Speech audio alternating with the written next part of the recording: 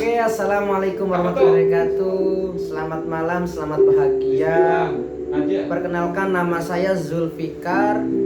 Saya ingin berbagi cerita tentang kisah cinta saya yang banyak berliku-liku, bahkan banyak canda dan tawa, dan juga banyak kebahagiaan dan kesedihan. Baik, kita simak cerita saya yang begitu menarik. Semoga Anda terhibur, semoga Anda bisa membuka pola pikir dalam melakukan tindakan untuk mencintai seseorang. Saya dulu pernah memiliki pasangan,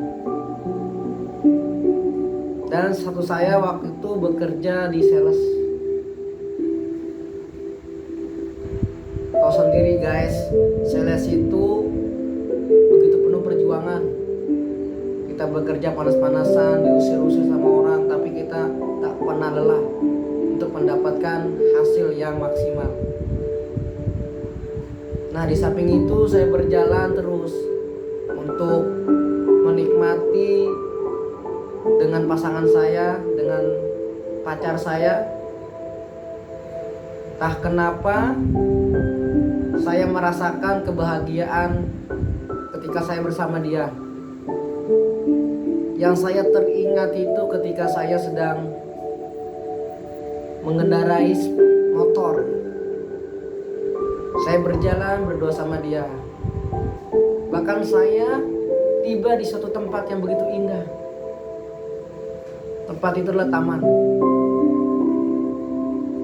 Saya saling mengungkapkan rasa cinta saya kepadanya, dan sebaliknya dia pun mengungkapkan rasa cinta kepada saya. Penuh dengan kebahagiaan, makan bersama, bahkan minum pun bersama. Yang saya ingat itu ketika saya memesan air minum, dan saya bertanya dengan diri saya, bahkan saya bertanya dengan kekasih saya, kita beli minum 2 atau 1? Jawaban dari kekasih saya itu beli 1. Kita ingin 1 menjadi 2. Akhirnya kita pesan minuman itu adalah air kelapa. Kita minum dengan penuh kebahagiaan, canda tawa, seolah-olah kita sudah menjadi pasangan yang cocok, pasangan yang sungguh-sungguh. Mungkin di antara kita pernah salah, karena kita manusia yang biasa. Tapi sejujurnya, menurut saya cinta itu harus mengingat tentang masa lalu dan ingat dengan pasangan kita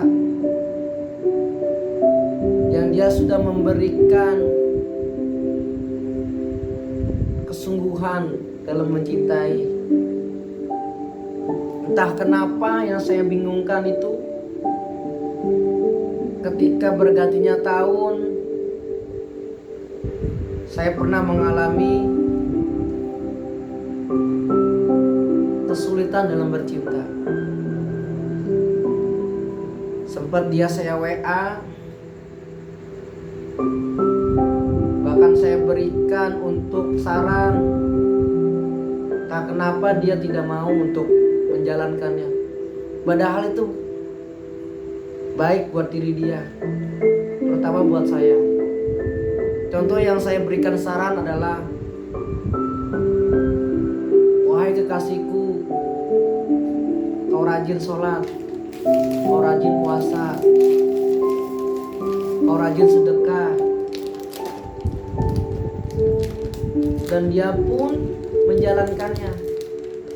Tapi seolah-olah saya lihat dia menjalankannya hanya terpaksa.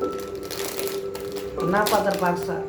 Karena yang dia jalankan itu bukan karena dirinya, bahkan terutama bukan karena Allah. Dan dia beranggap dari kekasihnya. Ingat sahabatku, cerita saya ini berbagi untuk ketika kita mencintai, terlebihlah mencintai Allah Subhanahu wa taala. Wajar kalau misalkan cinta yang kita alami penuh dengan liku-liku. Dan pada akhirat cerita saya itu, saya bingung apa yang harus saya lakukan. Sifatnya sudah berubah, tidak seperti hal yang dulu. Mungkin saya salah, mungkin saya kurang perhatian, tapi saya sudah berusaha untuk memberikan suatu perhatian yang membuat dia itu bahagia. Saya yakin sama Allah, karena Allah itu yang menggerakkan semua hati manusia. Ketika Allah bilang kun fayakun, makalah jadi. Kenapa saya berikan saran? Wahai kekasihku, kau sholat, kau baca Al-Quran, kau sodako, kau pahami diri kamu, dan kita pahami diri kita sendiri, maka kita akan dekat sama Allah. Dan sampai sekarang cinta saya bergantung. Saya bingung, sangat bingung, saya bingung. Apakah saya lanjutkan, apakah tidak? Kalau saya menceritakan kisah dulu yang indah, saya menangis.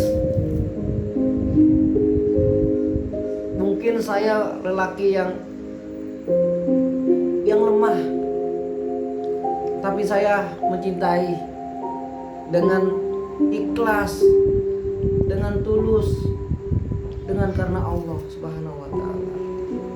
Entah kenapa dia masih penuh dengan keduniaan. Bahkan dia melupakan masa-masa yang indah.